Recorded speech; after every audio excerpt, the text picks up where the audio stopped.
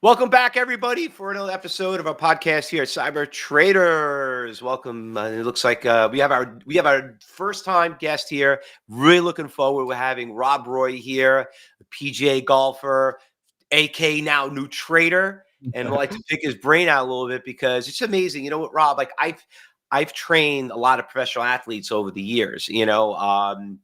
Mainly I've done a lot of work with the NFL and everything. I trained some hockey players. Never spoken to a PGA guy though, which is amazing. I know we have a lot of big fans here that are PGA fans too, want to get to know about it, but it's just amazing how you transition to it. But yeah, so anyway, how's everything going? Going well, Fausto. Thanks for having me. Glad to be here. Great to have you. Great to have you. So tell me a little about it. How did you go from PGA into the trading markets? Yeah, it's pretty interesting. Just a real quick background. Graduated from college, went to Florida State. Rough year this year, but and started working in corporate America. L3 Harris actually is where I started. A publicly traded company, defense contractor, and realized pretty quickly corporate America wasn't for me. I lasted about 10 months. And I was always pretty good at golf. I led it all 3 years in high school. That's aging me, going back to when high school was 3 years. And decided, well, let me see if I can do something with this golf thing. And I started practicing. I did pass my PGA certification test and became a PGA pro. I was more on the club pro side. Rather than the tour player side. As a PGA member, I was an actual PGA of America member, and so that allowed us to play in some tournaments, the PGA Championship, a few others. And did that for almost 13 years and enjoyed every moment of it. I enjoyed playing, but as I'm sure you're aware, as someone that's worked with athletes, it's a time-consuming thing. Started having a family and realized that maybe I need to do something else. But one thing that I noticed is when I would open the golf shop in the morning, and I did own the golf shop, which is rare for a PGA professional in Florida, I would have the TV on ESPN, and then all the members, it was a private equity club, so you had to have a good equity down payment. So these were successful business people that were members. They'd switch the TV over to, back then it was FNN, which before CNBC.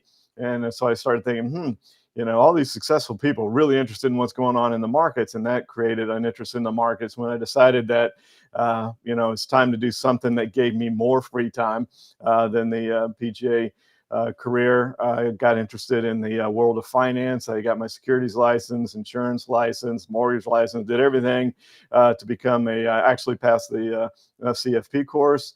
Certified financial planner. Did that for about 2 years, but just didn't like, Fausto, the way the institutional side of things worked. I was a registered securities principal, so I went to all the meetings, and they always talked about how to make the company more money, and they didn't really focus on how to make their account holders more money. And I found that, frustrating. And so I decided, and I'm just going to do this on my own. So I started trading options on my own, and then hooked up with a company back then called Optionetics, which was an options education company. And I liked that better, trying to teach the average person, how they can level the playing field with the big money guys, the institutional guys. And that's how I got into the world of finance. And then that transitioned over here eventually to Ewo Trader. So it's funny. I went through the same exact thing that you do. I live here in New York. The only way to get into the market is you had to be a stockbroker, so I passed my 63, and let me tell you, I hated it. I just realized I was a glorified salesman, and like you just mentioned, 100%. Yeah, absolutely. That's all you were. You were just selling their crap. You know what I mean? Like, and I just kind of learned, like, why do you always want me to sell this one? And they always had these commissions in it. I mean, I'm going back in the early 90s, you know what I mean? But, and then, like, you always want to try to sell some big brainings, but they're like, try to sell these with it. And that's a totally different story. I want to get into that. But what I learned was the trading department made all the money. These guys are coming in early. I mean, I'm like, what are they doing? And I just found out it was like a very private club. And just like you, I said, you know what, let me get into the trading business. And that's how I got into, being a trader. Now, obviously, you had to be the prestigious and the best of the best. You have to know somebody because it was a very private club, being a market maker in the trading. But that's how I got into it. Thank God I went on my own. It was one of the original Souls Bandits that started back in the early 90s. It was just like you just kind of build and you evolve to it. But but regarding about how you evolved into it, but how long ago was that though? When you were in the PGA, then you got into the trading when you got your licenses. Well, our synergies are pretty amazing as far as going back to your history. But I late '80s, I became a PGA member in '86, and so You look then great for your age. What do you honestly, I thought you were like in your 50s or 40s. I appreciate that. I appreciate that. I'm 64, Fausto. I'm You 64 look years great. old. Appreciate that, man. Oh my God. Yeah. Must be the water you're drinking down there. Yes, it's this mountain water up here. It does taste different too. I can tell you from city water, Fausto. It really is I amazing. can imagine. Poland Spring. Yeah, yeah. Fountain of youth up here. Uh, but so you've been doing it. So it's been that long. So you've been in the 80s. So you've been a PJ. Then when did you get into the trading? Were you during the crash in '87? Were you part of that? I was not part of that. That actually created some interest because I was a PGA pro and I had to, dealing with the members at that point in time. So I, was listening to all their belly aching and Oh yeah, sad that big on you. stories, etc. And there was a bunch of them, believe me. So I actually moved into getting fully licensed in the early to mid '90s. So I think I became a securities principal around '95. So Okay. That's about pretty much the same time. So it's funny. We're literally right in the same time. I was like 22 years old when I started. I'm actually 53. So only 10 years younger than you. But you look better than me. I hope I look as good as you. no, I was going to say you look great. You don't look 53 either, but I appreciate the compliments. So getting back to, regarding about your starting the school that you started and you got into the AI business. So when did you transition into that? How did that ever come to fruition? That's a really interesting story. When I was traveling around doing educational events, and gosh, I loved doing that. We'd have, back in the days, Fausto, you remember when there were seminars, not webinars and Yeah, exactly. podcasts Yeah. like we're doing here. Yeah. When you had live seminars with rooms full of actual people, and I met this group in Australia. To do education in Australia, you had to be securities licensed, and so since I was securities licensed, I was invited to go to Australia. I went there numerous times, and I met this group called Hubb, Hubb.com, that had created a software, an Wave software, which I had gotten into and was interested in it. And so we just kind of stayed in touch. And then when the whole traveling in a seminar, I mean, it was great for me because I'm trading basically for a living. I would go out 2 days a week. Yeah, 2 or 3 times a month. So and do these educational events. And, what I was looking for after transitioning from golf, which was more free time. And then I thought, well, why can't we work with this group here on creating software? And while that was going on, they actually contacted me and said, "Hey, we've hired these data scientists. There's this AI stuff come in and we really feel like AI is going to be the future of technical analysis. We'd like to take your searches that you've been doing using our software, because their software allowed you to create your own searches and go through and do back testing, et cetera. And we'd like to let the data scientists take it and quote AIify it." So I said, well, sure. I was doing okay with it. It was working well, obviously, because it was my career and that's how I was generating my income and living. And then they took it, and the results have been amazing. We've been sending out alerts since September of 23 based on the data scientists adding more data points to what I was already doing. And it really did improve it. And I really feel like if people aren't trading with AI, they're going to be trading against AI. I think that's where things are going. So that's how that relationship came about. Yeah, you know what? Listen, I'm a huge fan of AI, and everything. First thing when AI comes into it, the first thing I think of like NVIDIA, right? Because that's like Yeah, the super chip of it. right. But and then also like Chat GTP, it's the first thing that also came in. And it really is, out of everything, of all the technology that I've seen, I mean, it is really here to stay. I am completely sold on it. And, I'm amazed because I have my style. I wish I could talk to these. We talked about, I want to talk to your scientists, and engineers about how we can implement, my style into it. Because like I said, it's just, you're never going to beat AI. You really, there's no way around it. So you with it, or you're going to be trading against it, like you just mentioned. But regarding about when that all started, so when did that come into fruition? When did you when did you get into when did AI business? Was it in 23 that you found it was founded?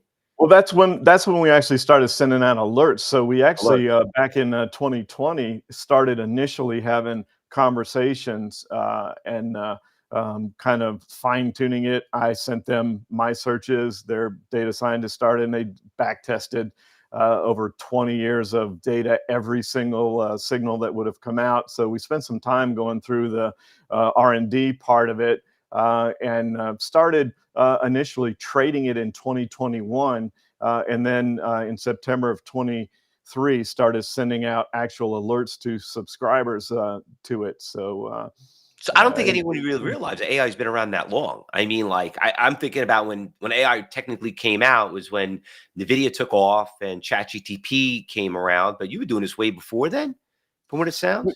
Yeah, we have been, and I have to give credit to the Hubb organization because Fausto, I'm just not one of those real forward thinkers. I'm an old dog, old school, Hmm. teaching old dog new tricks, and I had people that were telling me about Bitcoin early days there, Yeah, and I my son was didn't telling see me that. Bitcoin. I was a little yeah, I was a little bit late to the party there, but have embraced it since. But same thing here. They actually contacted me and said, "We know you're using the software. We like your searches. We know you're having success with it. We think we can make it better."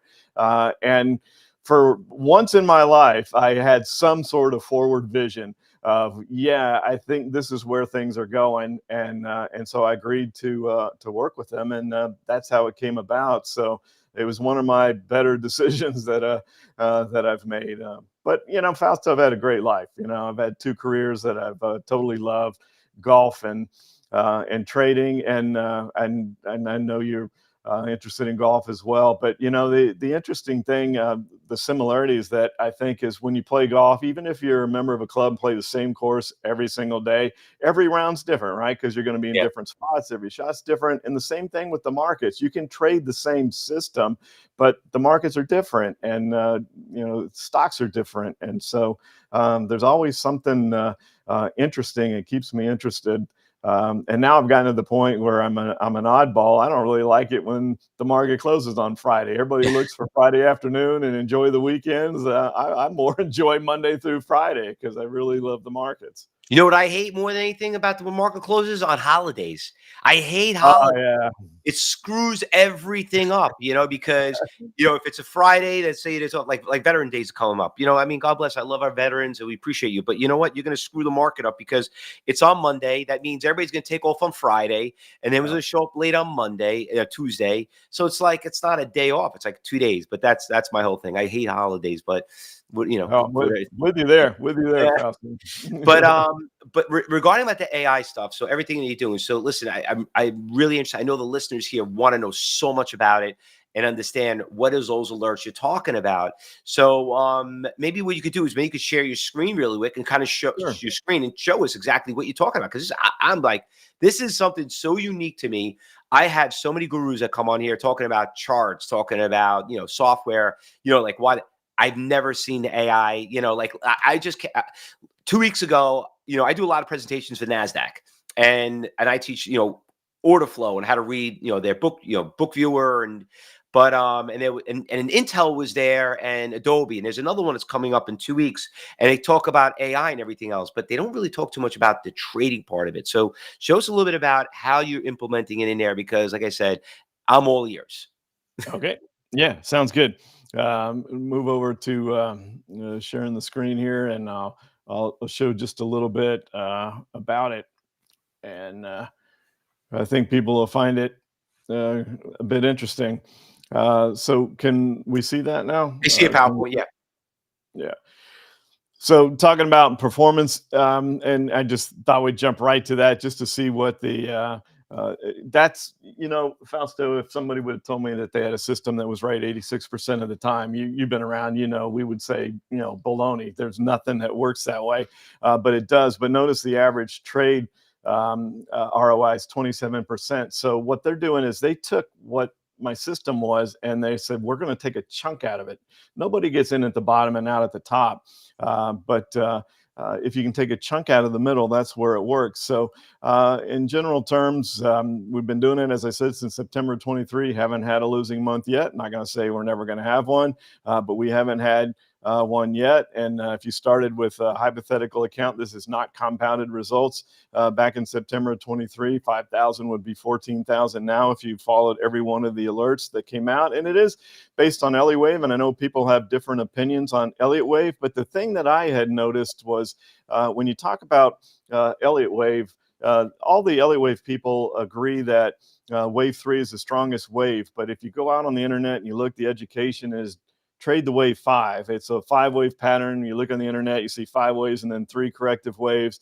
But stay away from wave 3, even though it's the strongest one, because you don't know where wave 4 is going to start. And I thought, that doesn't make any sense to me. Why are we ignoring the strongest wave? So my system was built on trading one of these corrective patterns known as a zigzag within the wave 3. And every 5-wave pattern starts with one of these. And some milliwave people don't realize that every 5-wave pattern starts with a zigzag. So you start, it shows you an ABC pattern, and then it relabels into a 1, 2, 3.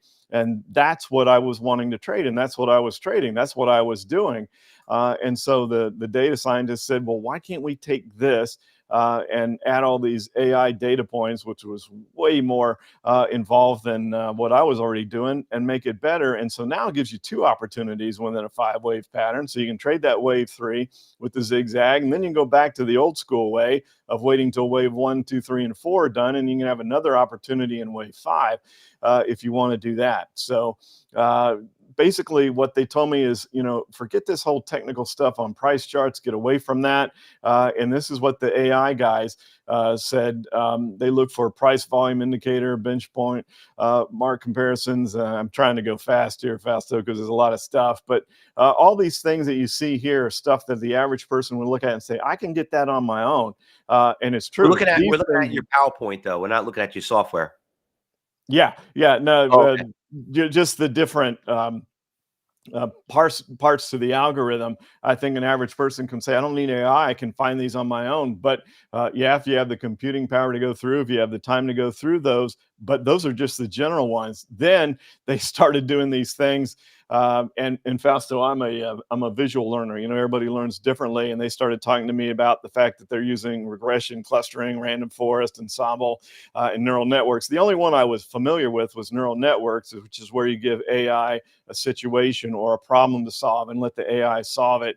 That one I was the only one I was familiar with, and I said, well, can you send me some visuals so I can understand it? So every one of their data points has a chart that looks like this, and a lot of people have joked and said, oh, it looks like an ultrasound. But what you're looking for is the clustering there. And then they have over 300. I don't see your chart. I don't see what you're showing. Oh, you're not seeing it? No, we're just seeing your PowerPoint. But are you seeing all these little white dots things here that are? No, we're not seeing that. Huh. Okay. Well, we're on the wrong. We just see the PowerPoint. You see your mouse moving, but you didn't click the. Okay. You probably have that. Yeah, there you go.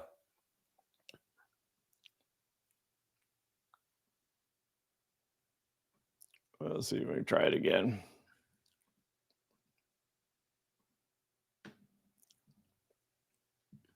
How about now? We seen anything now? We just got to share it. But we see your PowerPoint, but it's like I said, you have the.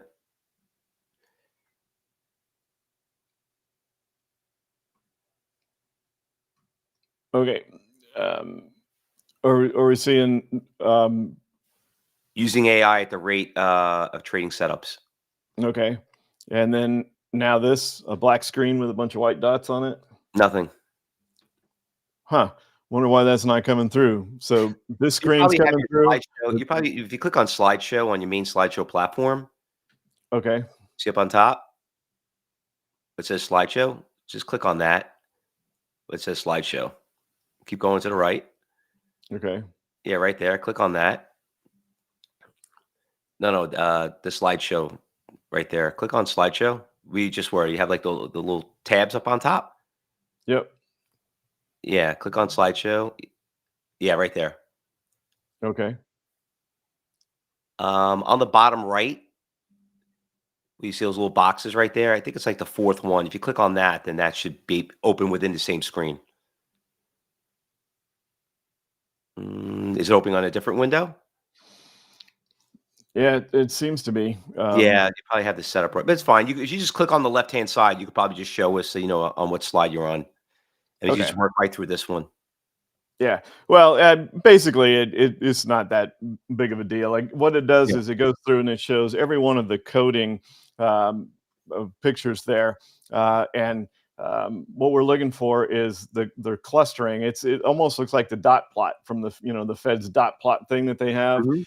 and so they take all of these uh, individual coding data points, and then they look for where they all agree. Where do all these data points have the clustering of the dots? And that's when they send out a signal that gives us an idea of where things are going to go from a potential movement. And so if I go back here, can you see this now where it says the impact of trading Trading data, AI? yeah.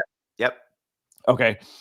So what happened was my average time in a trade was averaged out at about 50 days, somewhere around there. And then with the AI coming in, it cut it more than in half. And I know people like to be active. So now we're down to about 23 days average in a trade. And the activity moved up significantly. So they took my system that was generating a decent amount of trades, and all of a sudden it skyrocketed. So there's 3 times as many trades, and you're in the trade half the time.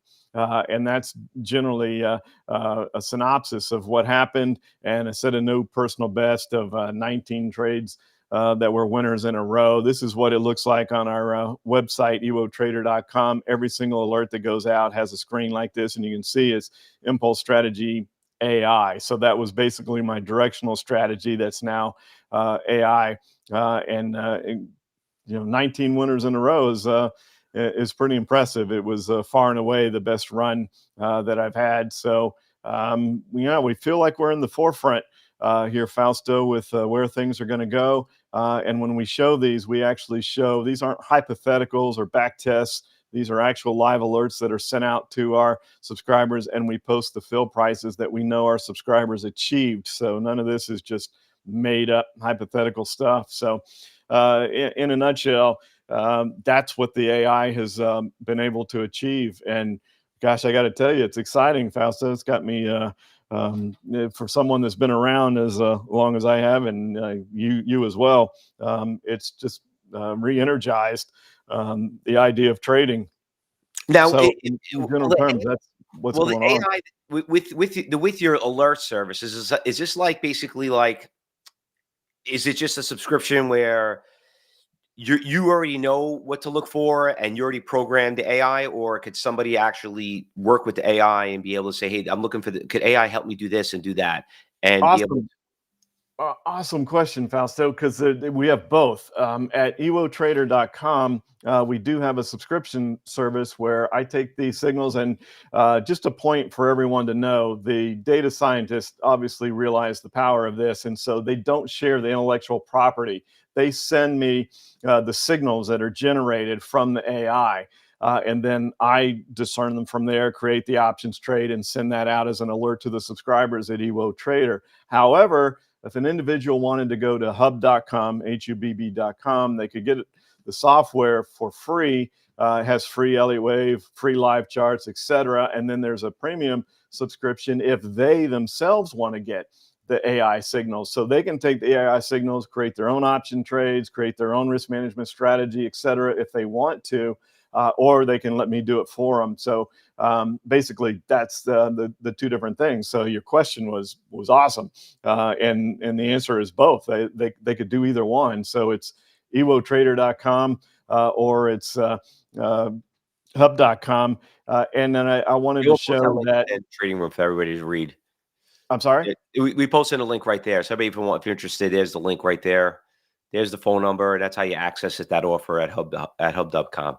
Yeah, and I wanted to post this if I could real quick, Fausto. Regardless on whether or not you're interested in the alert service or the software, they can call this number here and ask for Stephen. He's the account services manager. He has a team there. And basically what he'll do is he'll chat with you and he'll find out what works best for you as an individual. So he has the ability to work with both of the different systems that are available. So that's the best way for people to figure out what works, what's right for them. Now, Rob, does this only work for just options, or can we use it towards stocks, futures, forex? Like, is it just? I mean, I assume this is your style, just like you built a really good style of an option trade. But could that AI be applied to other exchanges? Another awesome question, Fausto, and yes, it can be. It moved to stock, and that some of the lower dollar stocks that don't have good options. You're right. I am an options trader. I love options. I love the leverage, and learned a long time ago that all that hoopla out there, options are risky, all that stuff that that you and I were taught when we were financial advisors, right? They all kind of steer us away from it, and that's I didn't tell you that part of the story, Fausto. That's when I left, and when they said, you can't trade options for your clients. And I said, well, okay. And then they came back and said, oh, and by the way, you can't trade options for yourself either. And I was like, wait, I can't trade options in my own account? I understand if you don't want me to recommend them to account holders. And they said, nope, you can't. And I was like, goodbye. That was the end of it. That's when I moved into saying, well, I'm just going to trade on my own. And then morphed into the educational side of things. And just the institutional side of things is just so ridiculous out there. Anyway, I'm rambling now. Me, I live with them. I'm here all day with them. I live with them. One lives across the street from my house. I mean, like, and I get it. Listen, they're in the business to make money, right? And there's another thing you have to worry about options, because there's a lot of money to be made into options. There's a lot of money made into ETFs. I mean, look what happened with BlackRock with Bitcoin. You were talking about. They did everything they can to get their ETF out there. I just did a posting not too long ago that I think, where is it? I think BlackRock. Not to get off topic, but yeah, here it is. BlackRock is the third largest holder right now in Bitcoin, over 400,000. So why they want to come out these ETFs. My point is, there's a lot of money for them, and that's why people like you and I got out of it the same reason. I'm like, wait a minute, you're charging me a big software fee. I got to split the profits, but if I lose, I take 100% of the losses. What the hell I need you for? You know what I mean? Right. It's on my own to do it myself. So. Absolutely. It's almost a bit of a rigged game on that side of things. And that, I think, we're the same here, is that we want to help the average person beat that leverage that the institutional side of things has. But I like to trade options. That's my thing. I like to trade directionally. But if there's someone out there that wants to utilize the software that's a stock trader, and it does cryptos. It has all the crypto data for those crypto fans. Currencies, if you want to trade currencies, it has that. Anything that's securities based is included in the software. So if you're not into options the way I am, and you just want to trade the straight security, you can do that as well, and utilize the AI signals along those lines. Now, Rob, question I always get, that I always want to share with you. People always ask. I mean, like, you've been training a lot of people. You got this platform. I mean, like, what have you noticed? Just like being a golfer, you're not expected to. It's not about succeeding. It's about your failure. It's fixing those losers. Yeah. Like I 80% of my training, I tell everyone, it's not about the winners. I focus strictly on losers, because if you fix that, the winners take care of themselves. What have you noticed over the years, even like with your software, that people are not going to succeed, or when they have to know when they have to start doing a change? What is their failure rate? Like, what's caused them to fail? Well, A couple of things, but I wanted to give you, if I could, a real quick golf story that is a good analogy for what you're talking about. Because my goodness, you've asked some of the best questions I've ever been asked on one of these type of events. But I actually had an opportunity to spend some time with Al Geiberger. Do you remember him? He was Mr. 59, the first guy to shoot 59 on a Right. PGA Tour event. And I was sitting there chatting with him, and he told me, he goes, the guy that wins the tournament is not the guy that hits the best shots. It's the guy that makes the best misses. And so that goes right to your comment of, okay, we're all going to have our successes and losses, but it's about managing the losses, right? It's about when things don't go right. How do you manage those? How do you fix those? How do you adjust those? And I don't like the just plain old systems that are out there that say just exit a position if you hit X amount of a loss. Well, has the pattern changed?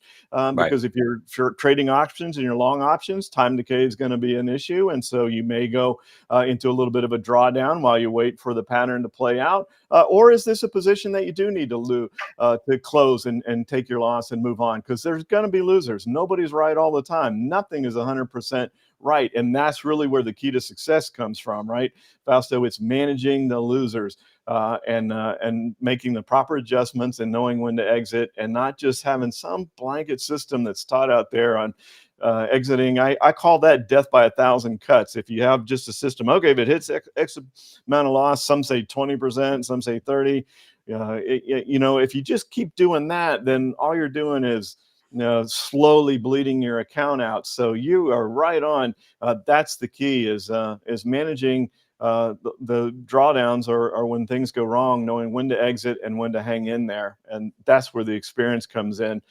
For guys like you and I that have been around a long time, we learn that over time. But that's the key to success right there. You hit it square on the head. Yeah, I actually had I trained a baseball player a long time ago, and he gave me the same type of analogy. He said, listen, who's a better baseball player, Joe DiMaggio or Mark McGwire? Right. And I'm like, most people say maybe Mark McGwire because he hit the home runs. He goes, false. It's not about hitting home runs, it's about hitting base hits. Yep. Like you just said, it's not about how far you hit the ball. It's about, it's about being consistent. And it's, who would you rather have on your team? He hit what did Joe DiMaggio did? He hit the baseball 56 times in a row. I mean, Right. and that was just like unheard of. I mean, you'll never hear Right. that again. That would be great. So it's not about, like I was at the World Series last night, you know what I mean? Like, and the Yankees, thank God they won yesterday, but like, it's just no pun intended for any Dodger fans out there. But it's all about their hitting was terrible, But if you had somebody who was on bat and oh, he's going to get on base, that's what you want. Trying to hit a home run, and you saw a guy like Judge he hasn't hit a home run in a while. It's like it's not going to work. So I guess the same analogy, and that's the same thing about trading stocks, whatever it is. It's just listen, you're going to lose. It's just you need to know how to control that loss. If you control that loss, Yeah. they take care of themselves. And when you got that platform with the AI, I mean, my God, at that hands alone, I'm sold on it. I'm really looking forward to even working with you on that program on that software, because if I've been using a style that's been working great for me for over 30 years, what I've been trained for these years. And if AI could think a lot faster for me and spit out those things I'm looking for, I mean, that works out great. And everyone else here. We had a question here from Samuel, by the way. I don't know if you see on the right-hand side. You had a question. He goes, let me post it up on the screen right here so everybody can read it. Samuel's question is, if everyone uses AI, it would seem that everyone in AI scanners would pick up on the same stock. And if everyone goes into the stock, the value will explode. And if the stock is dropping, I guess the revenues will do the opposite, rain out so much. How would you answer that question? Yeah, it's a great question, and a couple of answers. I wanted to go back to your analogy of hitting singles, and contact hitter Joe DiMaggio being better than home run hitter Mark McGwire. Totally agree with that. And if someone is along the same thought process, that's what the AI has done. I tried to mention it a little bit before. We're not looking to hit the big home runs, and that's what AI took away from. Is it's looking to take that chunk out of that wave three and just hit consistent singles and doubles. I mean, that's basically how it works. Every now and then, you get a huge move and you do well, but that's not what the AI does. It looks for those singles and doubles. But the question on the AI is, there is going to be a limit. This is very new. We just started sending out alerts, through the alert service in September of 23, but only within the last 6 weeks. has the Hubb organization made the AI signals available to those that want to come in. Again, you can get the Hubb software for free, but you have to pay a premium for the AI signals. But they're going to shut it off. The data scientists don't want everybody on the planet to have access to this. They're very cognizant of that. So it's a great question. And there is going to be a limit. They're going to decide when to shut it off. And so at whenever they hit the number, I don't know what their number is on the number of subscribers that utilize the AI signals, but they are going to turn it off because of that very reason. They understand that as well. These guys are really smart. You know, they're traders as well as programmers and AI educated. So these are pretty sharp people, and they realize that there's going to be a point where this is it. You know, this is the number that we want, and if we go any further, then it would reduce the power of it, right? It would reduce the success rate of it. And I also wanted to mention, if I could, Fausto, that this is true AI. That's another question that I get because there's a lot of fake stuff out there What's right now. fake and what's true? I'm just Yeah. curious. Yeah, there's a lot of fake AI out there right now. This is true AI, which what that means is that it takes every signal that it sends out and it analyzes if it hit the target, because it does give you a fail zone too, by the way. So on the loss side, it says that if it comes down and hits a particular point, that's your exit, not just some percentage drawdown loss, but if the stock chart moves down. And I've never seen an AI signal that was 100%. So there's still a bit of a risk in each one. But I think there's only been one signal so far that the AI generated that hit the failed zone and we close it out. But as far as the AI, it's learning. It's consistently learning. It's true AI. So it's analyzing every one of its alerts that comes out. If it hits a target, when does it hit its target? And so it's learning on its own. So I did want to mention it's true AI. It's actually learning, which means the system's just going to get better and better and better as the months and years go by. And you want to be involved in this. I really think so. And they are serious. They will shut it off. This isn't going to be available to everyone. And then the other question that comes up is, well, what happens if these data scientists go somewhere else? But the Hubb organization, hubb.com, has them locked down contractually wise, so they can't do that. So it's the only place that you can get this version of AI is through Hubb.com. But yeah, those are questions I get asked as well, Fausto. I got two questions to ask you, but I want to answer Samuel's question too. Samuel, let me explain something to you. If you've been following us for a while, like my big thing that I teach too is how to use level 3 and level 4. And I'll do a presentation, like we have close to over 500 people in here listening in. But when I tell somebody that, we're here for free, but if I told you that it's going to cost you $15, probably only 10% of you are going to actually go out there like, well, I want it for free. And I've done presentations all the time. So listen, when if you're looking for free stuff, I'm just telling you right now, you have almost like a 90% failure rate in this industry. So nothing is free. So that's one of the issues that, Samuel, I'm trying to tell you, that it costs money and you're thinking more people can catch on to it. No one's going to catch on to it because a lot of people want free stuff. So no disrespect to the people who want free stuff, but you want to trade, you're going to have to spend some money. That's that hopefully answers that question, because I deal with it all day long, Yeah. My question to you though, Rob, is, I mean, what's going to happen what about bigger brokerage firms? I mean, aren't they going to catch on to this and like build their own AIs?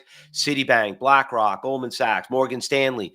I mean, I remember when I first got started in this industry, we had these black boxes, if you remember, and there was these programs. Yep. Yeah. And I used to work. Yeah. And I do with these trading firms. They say, hey, Fausto, look, I got a new engineer came up with this new black box, which technically was like an AI platform back then. But then there are other programs out there that can find those AIs, will do the opposite, this and that. So, I know it's not a, how would you, I mean, is there any concern about that? Or do you see them getting into the industry, and how is they going to compete with those AI people? Is that ever coming to ask? Well, yeah, and I think it would be unrealistic to say that they're not going to, right? I mean, Right. the big boys are going to get involved, but I think that's where the Hubb organization has an advantage, because you remember the days of the internet, right? It's the first to the party, and then there are all the followers that come along, and then the followers get bought up and from the big boys, and but there's a distinct advantage of being the first one out there. I do think that we're the first to send out alerts, or at least are the longest, going back to September of 23, with an actual track record of alerts that have gone out, not back testing stuff. I do think these guys are the leaders in it. Yeah, unrealistic to think that the others aren't going to come along and follow, but they'll be always playing catch up, especially in the fact that this is true AI, because this is already learning and it's already getting better. And if they Right. start new from here, they're going to Yeah, have to smart of continue it. to play catch up. It's like it Yeah. was So 12th grader in kindergarten. right. Yeah. 100%. Yeah, absolutely. All right. Well, Rob, listen, it was absolutely fabulous having you on here. I am looking so forward to working with you a little bit more into AI, and I think everyone here wants to know a little bit more about it. So listen, take down this number, everybody. Take down that link. Let me post up there. If you're watching this on a recording, we are going to post this up on our podcast channel. We're also going to make some really quick shorts for you, about 3 or 4 of them, to get some highlights of what we talked about. Make sure you watch them. Just make sure you like us, friend us, ring the bell, get those alerts, and reach out to Rob's link over there and phone number, and call him up and try it out. I mean, listen, what's the worst thing that could happen? I mean, listen, if you're not going to, we all know where AI is going. So if you're not using it now, you're going to use it eventually. So jump on that bandwagon. But we'd love to have you. Thanks for coming back here. Look forward to having you on again, Rob. Appreciate it. Oh, hey, thanks for having me, Fausto. If I could leave with one leg, switching back to golf real quick, the highlight of my golf career and one of the best moments in my life was Arnold Palmer sent me a personal note wishing me happy 50th birthday. So I just thought I would bring it full circle back to golf where we started. But thanks so much for having me. I hope everybody found this interesting and informative, because our time's valuable. And I think you and I are both big believers in making it well worth their time. So thanks again for having me. I enjoyed it a lot. Yeah, we're all looking, just trying to help everyone out there. Trading is just such a big failure rate, and you just gotta have a fighting chance, and just gotta be out with technology, learn it, and be patient, and that's all. But thanks again, Rob, and thanks everybody for listening. We'll see you back next week for another episode on the cyber